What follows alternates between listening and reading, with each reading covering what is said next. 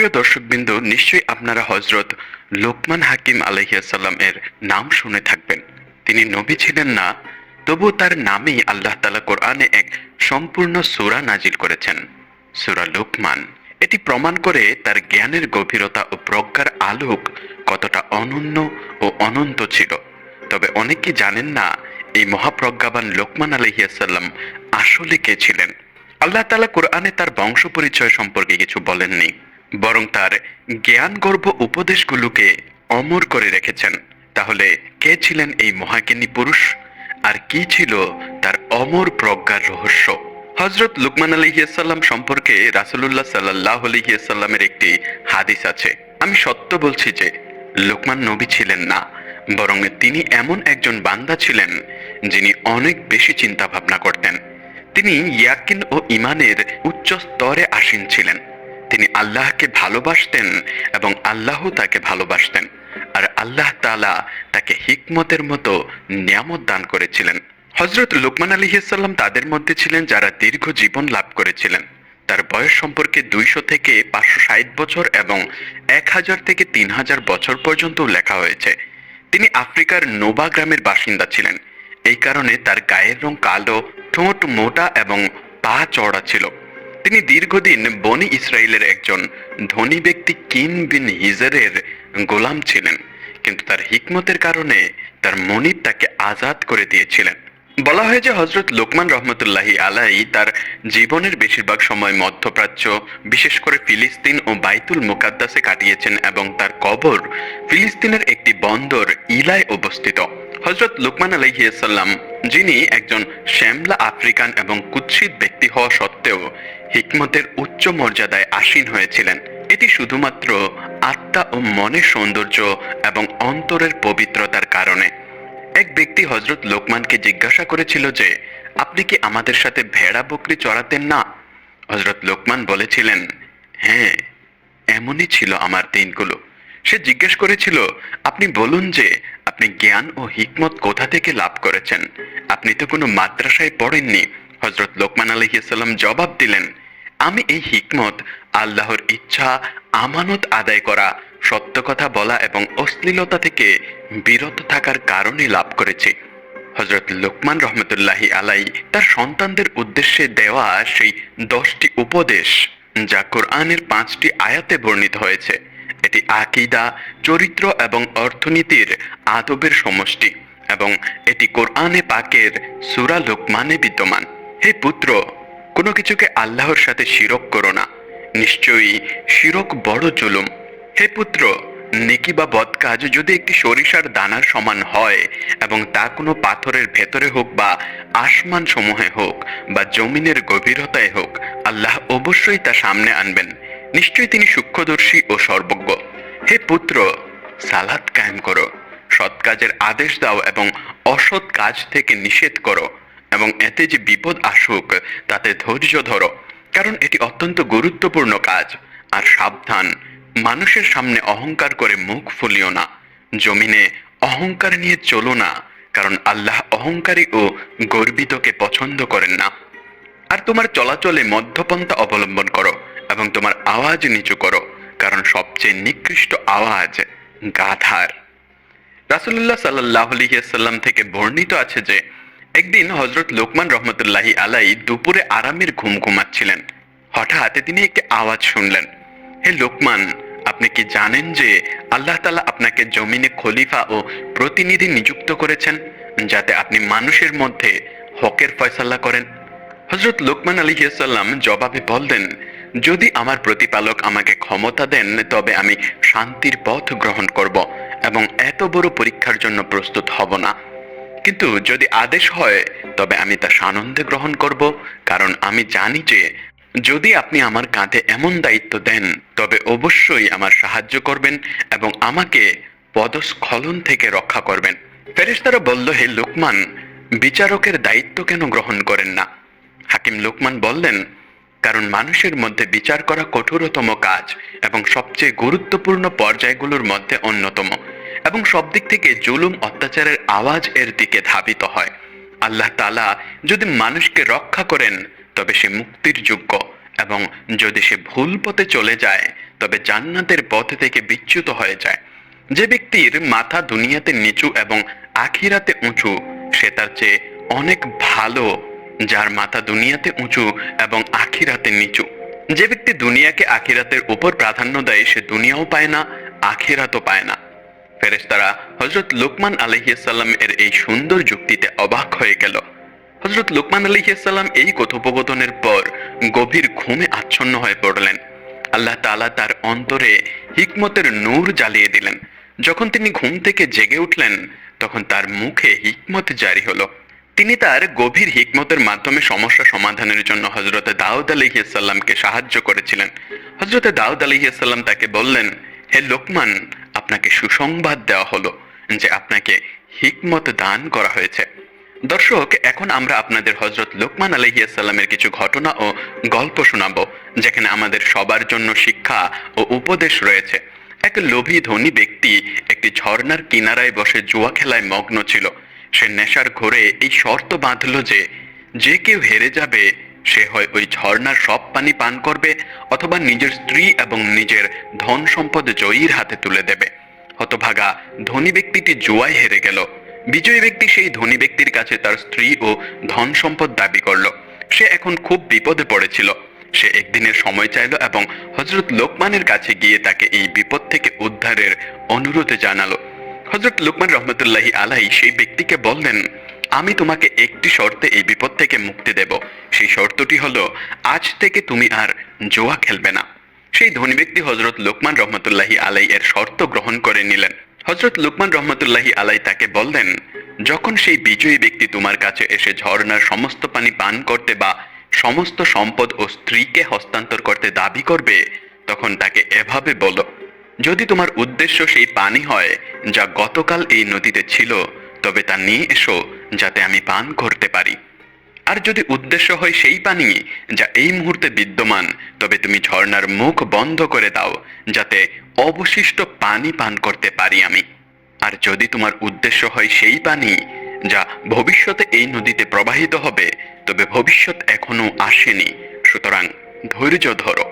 সেই ধনী ব্যক্তি যখন জুয়াজয়ী ব্যক্তির সামনে এই দাবিগুলো রাখলো, তখন তার কোনো ব্যাখ্যা দেওয়ার সুযোগ রইল না এবং তার মুখ বন্ধ হয়ে গেল। এই সেই মুহূর্ত যখন হযরত লুকমান রহমতুল্লাহি আলাইহি এর হিকমত প্রকাশ পেল এবং মানুষেরা তাকে চিনতে পারল। ঐতিহাসিক বর্ণনা অনুযায়ী সেই ধনী ব্যক্তি হযরত লুকমান আলাইহিস সালাম এর মনিব কিন ছিল, যে 3টি মশক সোনা দিয়ে হযরত লুকমান আলাইহিস সালামকে কিনেছিল। এই ঘটনার পর সে হযরত লুকমান আলাইহিস সালামকে মুক্ত করে দিয়েছিল।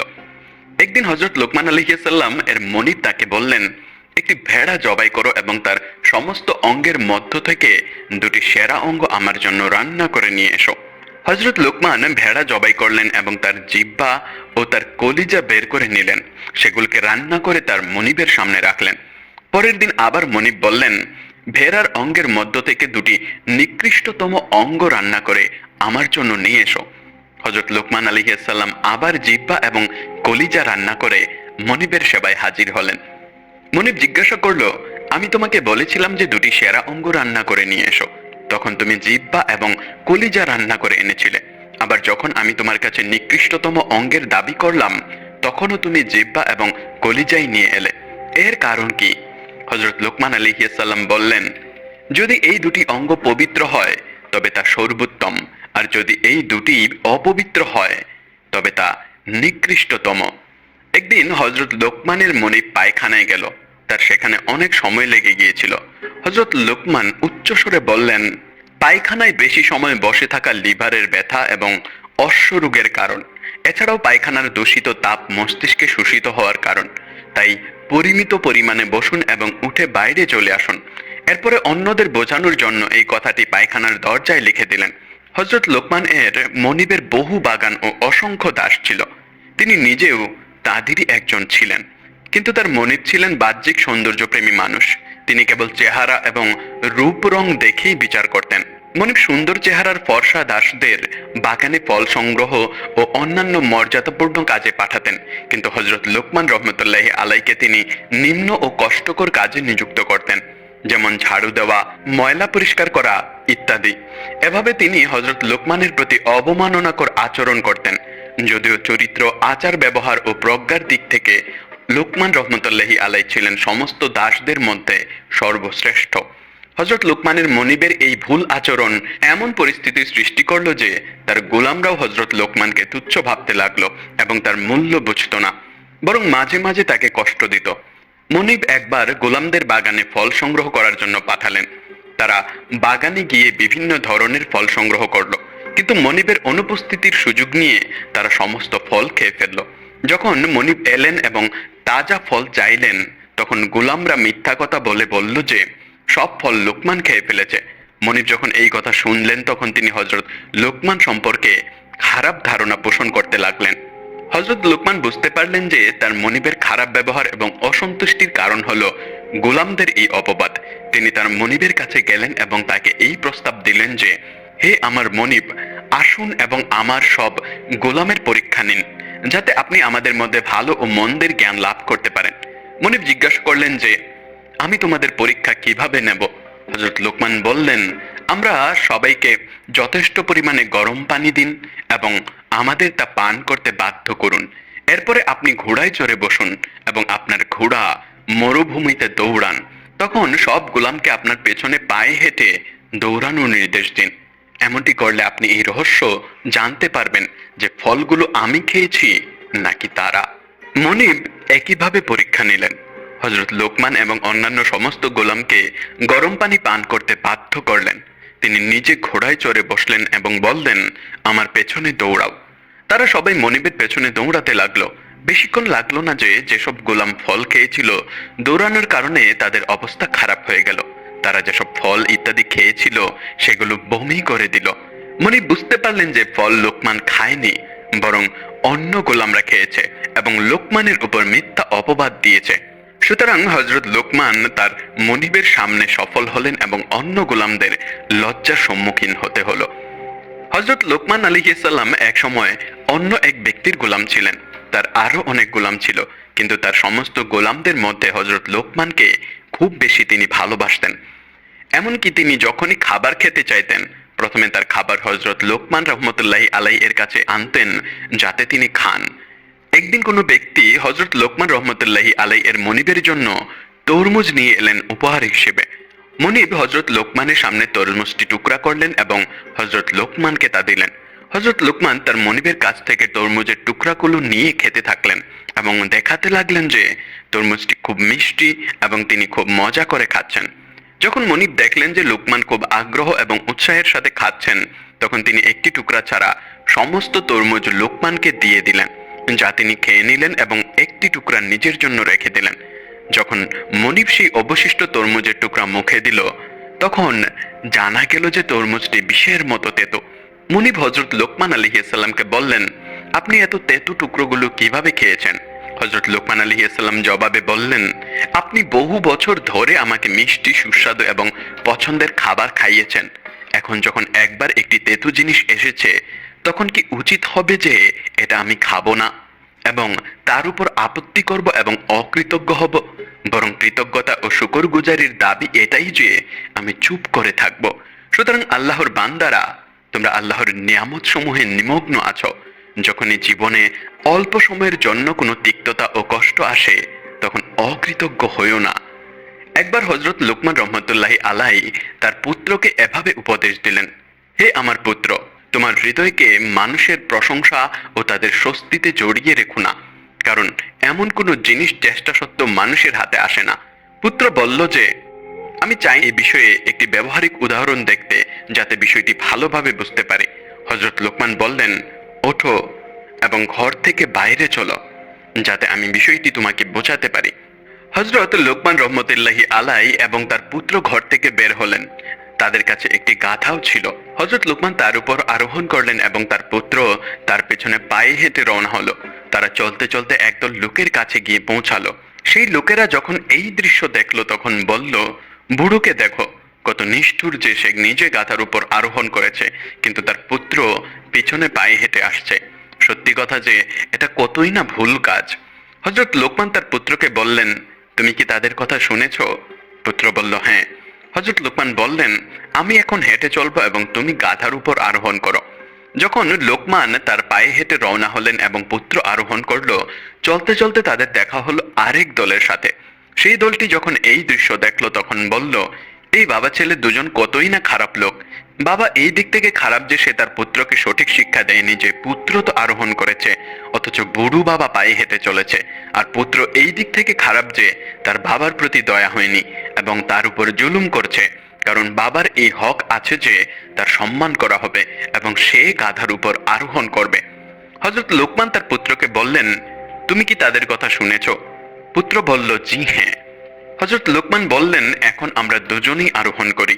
তারা দুজনেই গাধার উপর আরোহণ করলেন। চলতে চলতে একদল লোকের কাছে পৌঁছালেন। সেই লোকেরা যখন এই দৃশ্য দেখল তখন বলল, এই দুই আরোহীর হৃদয়ে বিন্দুমাত্রও দয়া নেই। তারা দুজনেই একটি নির্বাক প্রাণীর উপর আরোহণ করেছে। এই লোকেরা এই প্রাণীর কোমর ভেঙে দিয়েছে, কারণ এই বেচারি প্রাণীর শক্তির চেয়ে বেশি ওজন তাদের উপর চাপানো হয়েছে। ভালো হতো যদি একজন আরোহণ করত এবং অন্যজন পায়ে হেঁটে চলত। হযরত লোকমান তার পুত্রকে বললেন, তুমি কি এই লোকদের কথা শুনেছ? পুত্র বলল, জি। হযরত লোকমান বললেন, এসো এবার আমরা দুজনেই গাধার পেছনে হেঁটে চলি। তারা দুজনেই গাধা থেকে নামলেন এবং তার পেছনে পায়ে হেঁটে রওনা হলেন। তারা চলতে চলতে আরেক দল লোকের কাছে পৌঁছালেন। সেই লোকেরা বলল, এই দুজনই অদ্ভুত ধরনের মূর্খ ব্যক্তি, বাহন থাকতেও পায়ে হেঁটে চলেছে। হযরত লোকমান তখন বললেন, মানুষকে সন্তুষ্ট করার জন্য এর থেকে অন্য কোনো উপায় আছে কি? এখন যেহেতু পরিস্থিতি এমন, তাই কখনো মানুষের সন্তুষ্টিকে তোমার লক্ষ্য ও উদ্দেশ্য বানিও না, বরং আল্লাহ রাব্বুল আলামিনের সন্তুষ্টি ও খুশির কামনাকে তোমার লক্ষ্য ও উদ্দেশ্য বানাও, যাতে দুনিয়া ও আখিরাতে সুখ ও সাফল্য লাভ করতে পারো। বর্ণনায় আছে যে একদিন হযরত লোকমান রহমতুল্লাহি আলাই তার পুত্রকে 3টি উপদেশ দিতে গিয়ে বললেন, হে পুত্র, এই 3টি উপদেশ তোমার স্মৃতিতে রক্ষা করে রাখো এবং এগুলোর উপর আমল করো। তোমার গোপন কথা তোমার স্ত্রীকে বলো না, ইওয়ান অর্থাৎ শাসকদের দপ্তরের সাথে বন্ধুত্ব করো না এবং কোনো নতুন ও দুর্বল চেতা ধনী ব্যক্তির কাছ থেকে ঋণ নিও না। হযরত লোকমান যখন দুনিয়া থেকে বিদায় নিলেন তখন তার পুত্র এই উপদেশগুলো যাচাই করতে চাইলেন এবং দেখতে চাইলেন যে যেসব কাজ না করার জন্য তার বাবা তাকে উপদেশ দিয়েছিলেন সেগুলো করলে কি ক্ষতি হতে পারে। তিনি একটি ভেড়া জবাই করলেন, তাকে বস্তার মধ্যে রাখলেন, এরপর তার পালঙ্কের নিচে গর্ত খুঁড়ে সেখানে তাকে দাফন করলেন। এরপর তার স্ত্রীকে বললেন, আমার একজন শত্রু ছিল, আমি তাকে হত্যা করার পর এখানে দাফন করেছি। সতর্ক থেকো, এই গোপন কথাটি গোপন রাখো এবং কাউকে বলো না। এরপর তার প্রতিবেশী এক দপ্তরি কর্মকর্তার সাথে বন্ধুত্ব করে নিলেন। এই মহল্লাতেই এক যুবক থাকতো, তার কোনো পারিবারিক পটভূমি ছিল না। সে কঠোর পরিশ্রম করে সম্পদ জমি জমা করেছিল এবং সদ্য ধনী হয়েছিল। হযরত লোকমানের পুত্র তার কাছ থেকে কিছু দিরহাম ঋণ নিয়েছিল। একদিন হযরত লোকমানের পুত্রের তার স্ত্রীর সাথে ঝগড়া হয়ে গেল। সে কান্নাকাটি শুরু করে দিল এবং উচ্চস্বরে বলল, হে বৎকার হত্যাকারী, হে রক্তলোলুপ মানুষ, তুমি একজন নিরীহ মানুষকে হত্যা করে ঘরে দাফন করে রেখেছ, এখন আমাকেও হত্যা করতে চাও? তার আওয়াজ প্রতিবেশী সেই সরকারি কর্মকর্তার কানে পড়ল যে লোকমানের পুত্রের বন্ধু হয়েছিল। সে তৎক্ষণাৎ বাদশাহের কাছে গেল এবং সমস্ত ঘটনা তার কানে পৌঁছে দিল। বাদশাহ নির্দেশ দিলেন যে কোনো ব্যক্তি সেই হত্যাকারীকে হাজির করুক। সেই সরকারি কর্মকর্তা বলল, আমি তাকে ধরে আনছি। সেই ব্যক্তি পুত্র লোকমানের বাড়িতে এসে অত্যন্ত অপমানজনকভাবে তাকে বাড়ি থেকে টেনে বের করলো এবং বন্ধুত্ব ইত্যাদি সব ভুলে গেল। যখন পুত্র লোকমান বাদশাহের সামনে দাঁড়ালেন তখন তাদের মধ্যে কথোপকথনটি এমন ছিল, বাদশাহ বললেন, তুমি তো লোকমানের পুত্র, সুতরাং হত্যার মতো অপরাধ করা তোমার জন্য উচিত ছিল না। হযরত লোকমান জবাব দিলেন, আমি একদম নির্দোষ, আমি রক্ত ঝরাইনি এবং কাউকে হত্যাও করিনি। কর্মকর্তা বলল, সে মিথ্যা বলছে, সে একজন মানুষকে হত্যা করার পর তার লাশ নিজের ঘরে দাফন করে রেখেছে। পুত্র লোকমান বললেন, আমি বাদশাহকে বলেছি যে তিনি যেন নির্দেশ দেন এই লোকেরা সেই নিহত ব্যক্তিকে হাজির করুক এবং সে একটি বস্তার মধ্যে আছে যা আমি অমুক জায়গায় দাফন করেছি। সরকারি কর্মচারীরা হযরত লোকমানের পুত্রের বাড়িতে এলো। তার স্ত্রী দাফন করা স্থানের নির্দেশ দিল। লোকেরা সেখান থেকে খনন করলো এবং সেখান থেকে একটি বস্তা বের করলো এবং মুখ বন্ধ বস্তাটি বাদশাহর সামনে নিয়ে আসা হলো। যখন তারা বস্তার মুখ খুললো তখন তারা দেখে যে একটি সাদা ভেড়ার মৃতদেহ যাকে জবাই করা হয়েছে। উপস্থিতরা এই ঘটনা দেখে হতবাক হয়ে গেল। বাদশাহ বললেন, হে পুত্র লোকমান, তুমি ভেড়া জবাই করে কেন দাফন করলে? এর কারণ আমাদের সামনে বর্ণনা করো। পুত্র লোকমান বললেন, হে বাদশাহ, আমার বাবা আমাকে এভাবে উপদেশ দিয়েছিলেন যে তোমার গোপন কথা তোমার স্ত্রীকেও বলো না, সরকারি কর্মকর্তাকে তোমার বন্ধু বানিও না, এবং নতুন ধনী ব্যক্তির কাছ থেকে কখনো ঋণ নিও না। আমি আমার সম্মানিত পিতার উপদেশ যাচাই করতে চেয়েছিলাম, এবং সেগুলো যাচাই করার পর আমার সম্মানিত পিতার হিকমত ও সত্যতা বুঝতে পেরেছি। আর আমার উপর স্পষ্ট হয়ে গেছে যে তার কথা সম্পূর্ণ বাস্তব। যে কেউ এই উপদেশ শুনেছে তার জন্য ভালো হবে এই যে সে তার গোপন কথা তার স্ত্রীকে না বলে, নতুন ও সদ্য ধনী ব্যক্তির কাছ থেকে কখনো ঋণ না নেয়, এবং সরকারি কর্মকর্তার সাথে একদম বন্ধুত্ব না করে, এবং তার অন্তরকে মূর্খদের বন্ধুত্ব থেকে পবিত্র ও পরিচ্ছন্ন রাখে। সবশেষে হযরত লোকমানের পুত্র তার পিতার কাছ থেকে পাওয়া আরো কিছু উপদেশ তাদের সামনে উপস্থাপন করে এবং বলে, অবশ্যই এগুলো আমাদের কাজে আসবে। পুত্র, দুনিয়ার উপর ভরসা করো না, কারণ গুনাহ ও শয়তান এতেই আছে। দুনিয়াকে নিজের জন্য কারাগার বানাও, যাতে আখিরাত তোমার জন্য জান্নাত হয়। হে পুত্র, তুমি পাহাড়কে তার জায়গা থেকে উপরাতে পারবে না, এবং এমন কাজ তোমার উপর আরপিতও হবে না। সুতরাং বিপদ ও কষ্ট নিজের ঘাড়ে উঠিও না, এবং নিজেকে নিজের হাতে ধ্বংস করো না, নতুবা তারা তোমাকে ধ্বংস করে দেবে। তাদের আনুগত্য ও অনুসরণ করো, নতুবা কাফের হয়ে যাবে। দুর্বল ও অভাবগ্রস্তদের সঙ্গী হও এবং তাদের বন্ধু হও। হে পুত্র, আল্লাহর দরবারে এই আরজকারী হও যে, হে আল্লাহ, আমাকে মাফ করে দাও। সে ছাড়া আর কেউ ক্ষমা করতে পারবে না, কারণ মানুষ আমল ও আনুগত্যের ভিত্তিতে ক্ষমা পাবে। হে আমার পুত্র, প্রথমে সহযাত্রীকে দেখো, এরপরে সফরে যাও। হে আমার পুত্র, প্রথমে প্রতিবেশীকে দেখো, পরে বাড়ি কেন। হে পুত্র, অযোগ্যের সঙ্গের চেয়ে একাকিত্ব ভালো, সৎ সঙ্গীর সাথে থাকা একাকিত্বের চেয়ে ভালো, ভারী পাথর ও লোহা ওঠানো খারাপ সঙ্গীর চেয়ে ভালো। হে পুত্র, যে কেউ জিহ্বাকে নিয়ন্ত্রণ করতে পারে না, যে পারে না সে অনুতপ্ত হয়। মুরব্বীদের সাথে পরামর্শ করো এবং ছোটদের সাথে পরামর্শ করতে লজ্জা বোধ করো না। পাপীদের সঙ্গী ও মজলিস থেকে দূরে থাকো, কারণ তারা এমন কুকুর, যদি তোমার কাছে কিছু পায় তবে তা খেয়ে ফেলবে, নতুবা তোমাকে অপমান ও লাঞ্ছিত করবে। যদি তুমি কিয়ামতের দিন সম্পর্কে সন্দেহ করো, তবে ঘুম থেকে জেগে ওঠাকে নিজের থেকে দূরে রাখো, যদিও তোমার মধ্যে এত শক্তি ও ক্ষমতা নেই। আর যদি তুমি উভয় বিষয়ে চিন্তা করো, তবে তুমি বুঝতে পারবে যে তোমার জীবন অন্যের দখলে আছে, কারণ ঘুম মৃত্যু, এবং ঘুমের পর জেগে ওঠা মৃত্যুর পর কিয়ামত সংঘটিত হওয়ার মতোই। পুত্র, আমি 7,000 হিকমত শিখেছি, তার মধ্যে 4টি মাত্র মনে রেখো এবং সেগুলোর উপর আমল করো। তোমার নৌকা মজবুত করো, কারণ জীবনের সমুদ্র অনেক গভীর। গুনাহের বোঝা হালকা করো, কারণ পারাপারের পথ অত্যন্ত কঠিন ও দুর্গম উপত্যকা। আখিরাতের সফরের জন্য যথেষ্ট পরিমাণে পাথেয় সংগ্রহ করো, কারণ এই সফর অনেক দীর্ঘ। তোমার আমল ইখলাসের সাথে সম্পন্ন করো, কারণ আমল যাচাইকারী অত্যন্ত সূক্ষ্মদর্শী ও অন্তর্দৃষ্টি সম্পন্ন। তারপর বললেন, তোমার যৌবন সম্পর্কে জিজ্ঞাসা করা হবে যে তুমি তোমার জীবন কোন পথে শেষ করেছো, তুমি সম্পদ কোন পথে সংগ্রহ করেছো, সেই সম্পদ কোন পথে খরচ করেছো। এই প্রশ্নগুলোর উত্তর দেওয়ার জন্য প্রস্তুত থাকো।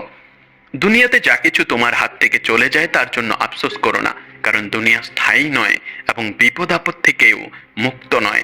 সুতরাং সতর্ক ও সাবধান থেকো, এবং তোমার কাজকে গুরুত্বের সাথে নিয়ে তোমার অন্তর থেকে গাফিলতির পর্দা দূর করে দাও। আল্লাহর অনুগ্রহ ও দয়ার দিকে মনোযোগী হও এবং এর বিনিময়ে শুকর আদায় করো।